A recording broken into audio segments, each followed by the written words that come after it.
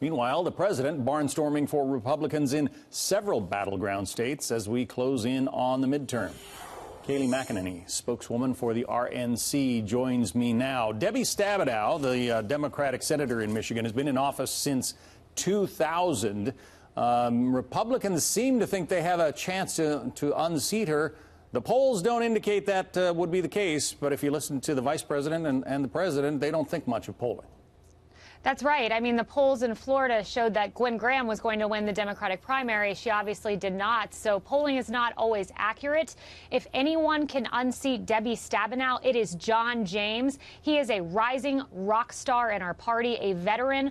Michigan is a state that President Trump won. It's not a state that Republicans have won since the 80s, but President Trump did it. So defying history is our task, as the chairwoman of our party says repeatedly, but we can do it this year, and we can do it in Michigan. He's also a West Point graduate, a veteran of a couple of combat tours in Iraq, and a businessman. This is a guy who knows something about how to meet a payroll.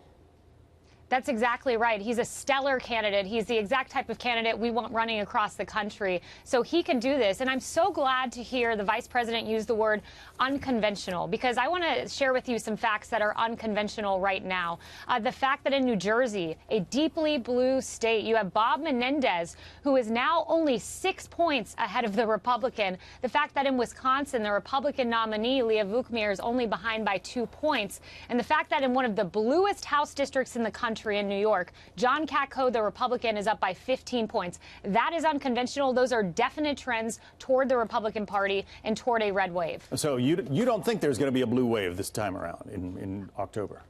If Republicans turn out, there will not be a blue wave. We have to mobilize Republicans, and that's why President Trump, he's our secret weapon going into the midterms. We see what his endorsements do. They swing elections by 20 to 30 points. He's going to be out across the country. You named 3 states that he's going to be in coming up here on the campaign trail. So President Trump can mobilize the base and can defy history. Yeah, he's heading to Montana, among other places.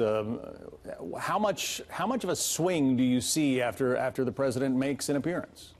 Oh, it's incredible. You look in Florida, Ron DeSantis was down by 15 points. There was a 35-point swing toward Adam Putnam. In the Georgia race, there was a 42-point swing towards the gubernatorial candidate there that won, the Republican.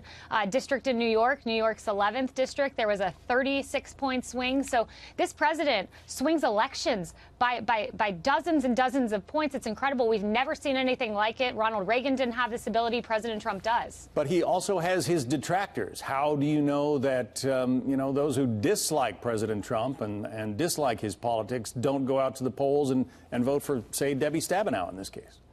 Well, the left is mobilized. I mean, we know that. We see Democratic turnout up across the country. So we know the left's mobilized. But this president, you look, 90% approval among Republican voters. So, he has the ability to match high Democratic turnouts with even higher Republican turnout. So there's no doubt both sides are energized, but the president can really mobilize support within our party.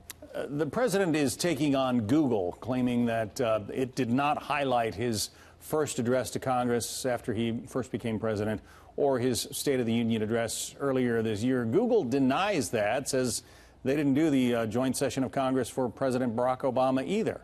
Where do you come down on this? Right. Well, Google, we are really, anytime you Google a political issue, there are anti-Trump stories. And, I was looking at a study done by a company that specializes in search engine optimization technology, and they studied 1,200 URLs and found that you're 40% more likely to get a left-leaning story on any given political issue. So there's data out there suggesting Google's biased. And my question to Google is quite simple. If you're not biased, if you're not banning conservative thought, why not testify before Congress? Because there is bipartisan outrage. Mark Warner, a Democrat, saying, why are you not sending your CEO here next week alongside Twitter and Facebook CEOs? So if you're not biased, very simple, Google, show up at Congress, explain yourself to us. Don't leave us all in an opaque situation. Don't leave us in the dark. But they are so powerful. They are the dominant search engine. How do you combat that if, in fact, that bias exists? Well, by doing what we're doing now and saying this publicly and warning consumers, we're noticing a trend. It's time to speak up, because when public pressure mounts, we notice that's when change is made. We saw that with Facebook apologizing for banning Diamond and Silk. We have to put public pressure on Google to be transparent, to show up at Congress alongside Facebook and Twitter, and explain yourself. Kayleigh McEnany, spokeswoman for the Republican National Committee. Thanks for coming on. Thank you, John.